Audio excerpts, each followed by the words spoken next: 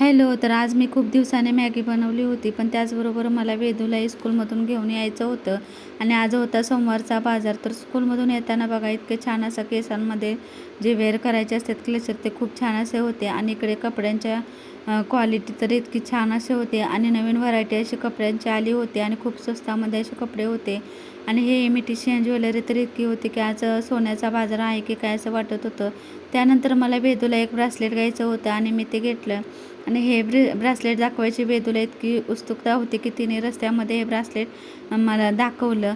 त्यानंतर मी घरी आले आणि मला आज वृषालीसाठी खूप दिवसांनी मॅगी बनवायची होती, कारण तिला मॅगी खायची आजच खूपच इच्छा होती. तर आज पाऊसही होता, तर म्हटलं चला तर आज मॅगी बनवूया. तर कधी कधी मुलांच्याही कलाने घ्यावं लागतं. तर मॅगी बनवण्यासाठी मी कांदा आणि टोमॅटो कट करून घेतला, तो तेलामध्ये फ्राय करून घेतला. त्याच्यामध्ये थोडीशी हळद टाकून घेतली, लाल तिखट टाकून घेतलं आणि छान असं फ्राय करून घेतलं. त्यामध्ये गरम पाणी ओतून घेतलं आणि मॅगी मसाला आणि मॅगी टाकून घेतली. त्यानंतर चहा हे मी बनवून घेतला.